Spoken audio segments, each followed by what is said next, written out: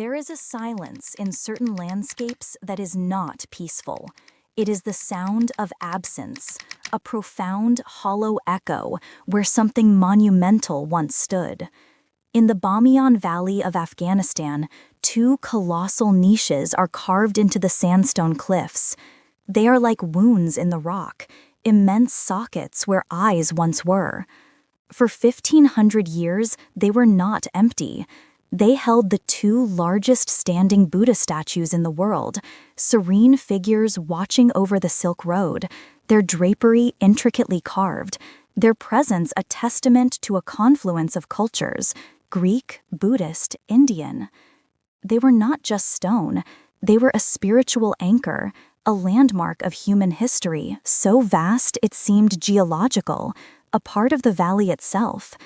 And then, in March of 2001, they were gone. This was not the slow, dignified erosion of time. It was a meticulous, violent, and ideological act. The destruction of the Bamiyan Buddhas was not a moment of frenzied rage. It was a calculated project of erasure. We see the grainy footage, the weeks of work, the anti-aircraft guns firing into the ancient stone, the holes drilled deep into the bodies of the Buddhas, packed with dynamite. The final, deafening explosion was the climax of a declarative statement, a theological and political decree made with explosives. The Taliban, in their rigid interpretation of iconoclasm, declared the statues to be idols, graven images forbidden by their faith. To purify the landscape, the image had to be obliterated. This impulse, this violent allergy to the sacred image of another, is not new. It is a recurring fever in human history. To understand Bamiyan is to understand a primal conflict that has played out for millennia. Travel back to the 8th century Byzantine Empire, a civilization that gave us some of the most breathtaking iconography the world has ever known. Suddenly, a theological civil war erupts. The iconoclasts, the image breakers, rise. They see the shimmering gold mosaics of Christ Pantocrator, the serene, wide-eyed gaze of the Theotokos, not as windows to the divine, but as blasphemous traps of idolatry. They scrape the divine faces from the walls, leaving behind scarred plaster and the faint, ghostly outline of a halo. A second commandment, interpreted with literal, terrifying force. The struggle is about the nature of God, the nature of representation, and who holds the authority to define it. To the iconoclast, the image is too powerful, a dangerous vessel that usurps the pure, abstract nature of the divine. It is a rival, and it must be vanquished. Centuries later, the fever breaks out again in Northern Europe. During the Reformation, a wave of iconoclastic fury known as the Bildenstorm, the statue storm, sweeps through the great Catholic cathedrals. Imagine the scene. A mob, fueled by religious fervor and social discontent, bursts through the doors of a church in Antwerp or Ghent. For them, this space is not holy. It is decadent, corrupt, filled with the idolatrous paraphernalia of a false faith. They see the statues of saints not as objects of veneration, but as stone lies. They pull them down from their niches, their painted smiles shattering on the flagstones. Stained glass windows, depicting biblical scenes in jeweled light, are smashed into a million glittering shards. The serene, carved faces of apostles, and for them, this space is not holy. It is decadent, corrupt, filled with the idolatrous paraphernalia of a false faith. They see the statues of saints not as objects of veneration, but as stone lies. They pull them down from their niches, their painted smiles shattering on the flagstones. Stained glass windows, depicting biblical scenes in jeweled light, are smashed into a million glittering shards. The serene, carved faces of apostles and martyrs are systematically decapitated, their bodies left as mute, headless warnings. This is a violent theological debate played out in stone and glass. It is a rejection of an entire system of belief, an attempt to cleanse the house of worship and return it to the purity of the unadorned word.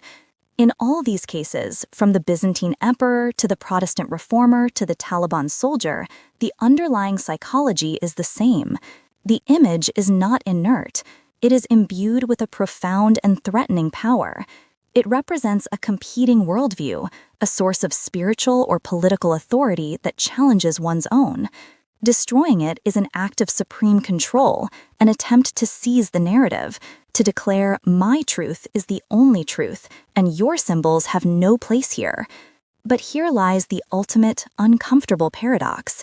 The act of destruction rarely achieves erasure. Instead, it creates a new, more potent symbol. The empty niches at Bamiyan now speak louder than the Buddhas ever could. They are not monuments to a forgotten faith. They are permanent, globally recognized monuments to intolerance. The act of breaking the image only proves its power. The iconoclast, in trying to wipe the slate clean, merely succeeds in searing the memory of the atrocity onto the pages of history, creating a new and terrible icon of absence. We move from the sun-blasted cliffside and the vaulted cathedral to the hushed, climate-controlled halls of the modern museum. Here, art is sanctified in a different way. It is removed from religious ritual and placed within the temple of culture, guarded by velvet ropes and silent attendants. Its value is measured not in spiritual salvation, but in auction prices and art historical significance. And yet, the impulse to attack it, to violate its pristine surface, remains just as potent. The modern iconoclast, however, often wields a different weapon for a different cause. The target is no longer just idolatry, it is power itself. Consider the year 1914, London's National Gallery. A woman named Mary Richardson walks up to what was then one of the most celebrated paintings in the collection, Diego Velázquez's The Rokeby Venus, the artist's only surviving female nude. It is a masterpiece of sensual subtlety, the flesh tones rendered with an almost impossible softness. Richardson, a militant suffragette, pulls a meat cleaver from her coat and brings it down upon the canvas, 7 times. The slashes are not random, they are focused on the torso and back of the reclining goddess. This was not an act of madness. It was a calculated political statement, a piece of performance art born of desperation. Later, Richardson would declare, "I have tried to destroy the picture of the most beautiful woman in mythological history as a protest against the government for destroying Mrs. Pankhurst, who is the most beautiful character in modern history." The logic is stark and powerful. The state, in its brutal treatment of the imprisoned and force-fed suffragette leader Emmeline Pankhurst, was committing violence against a real woman's body. In response, Richardson attacked the state's prized representation of an idealized female body. The canvas, with its deep, violent gashes, became a surrogate for the bruised and brutalized body politic of women fighting for their rights. Velázquez's Venus was no longer just a painting, it was a proxy, a hostage in a war for liberation. This use of art as a proxy for a larger grievance echoes through the 20th and 21st centuries.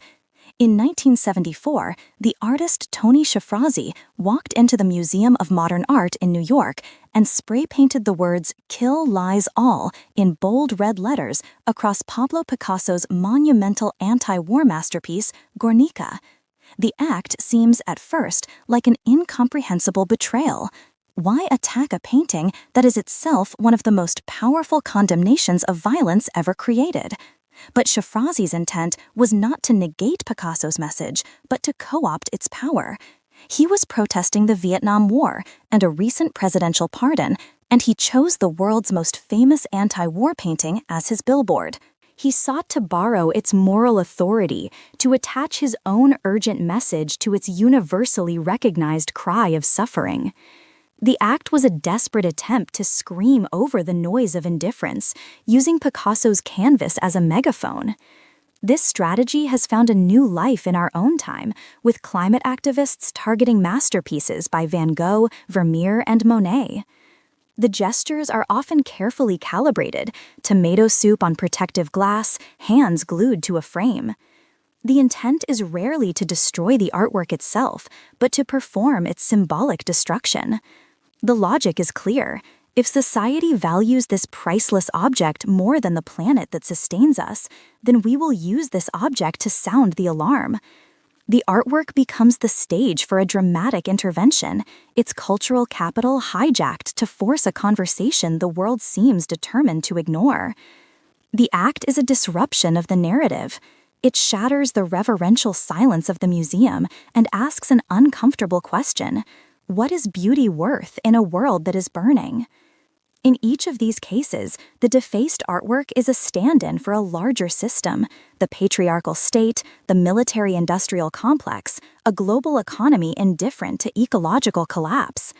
The modern vandal understands that art in a museum is not neutral. It represents the establishment, immense wealth, and the official narrative of cultural history. To slash it, spray it, or glue oneself to it is to attack that authority. It is a gesture born of profound disempowerment, an attempt to write a dissenting footnote on the master text of culture. And it forces us into a deeply uncomfortable ethical space, pitting our reverence for cultural heritage against the urgent, sometimes violent cries for social and political justice. After the fury, the explosion, the slash, there is the silence of the aftermath. And in that silence, a different kind of work begins. It is the patient, almost devotional labor of the conservator, the archaeologist, the historian. It is the work of piecing together what has been broken. Sometimes this work is about restoration, the painstaking attempt to reverse the damage, to heal the wound in the canvas or the stone. We see conservators using solvents to lift spray paint from a masterpiece, or painstakingly reweaving the severed threads of a tapestry. The goal is often to return the object to its state of grace, to erase the scar of its violation.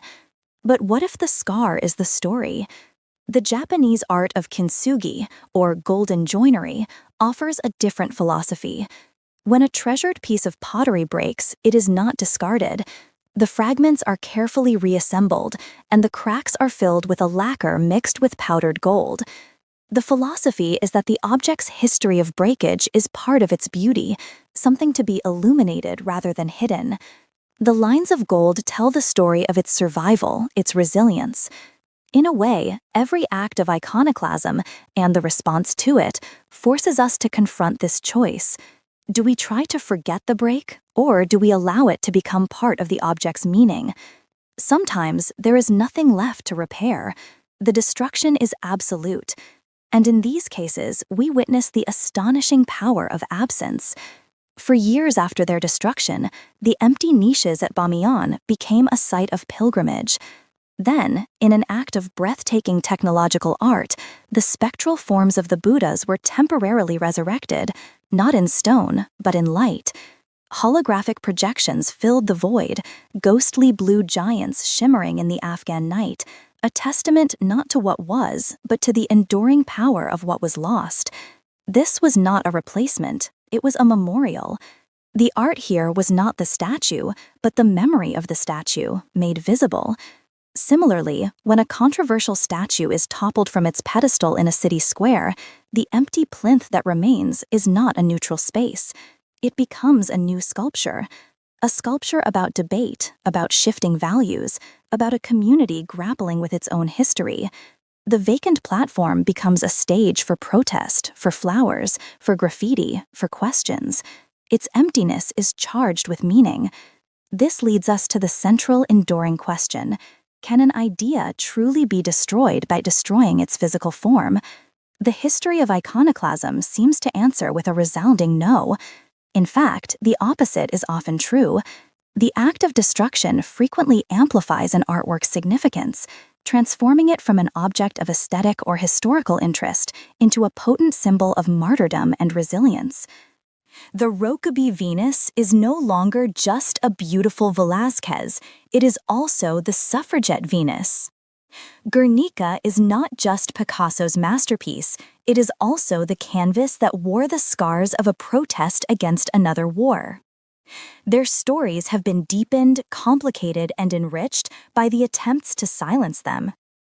The image, it turns out, is more durable than stone or canvas. It exists in our collective memory, in photographs, in texts, in the stories we tell about it. In our digital age, this has become more true than ever.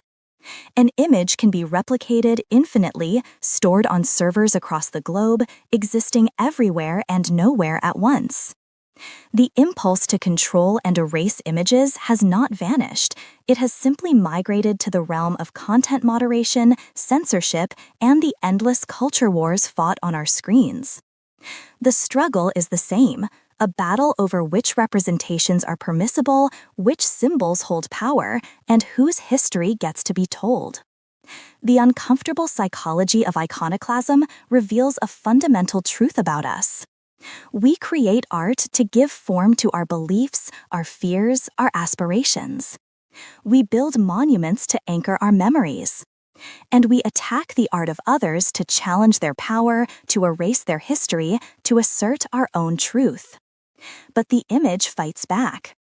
It survives in fragments, in memory, in the very story of its own destruction. It proves that you can blow up a statue, you can slash a canvas, but you cannot so easily extinguish an idea. The echo of what was created will always be louder than the noise of its destruction.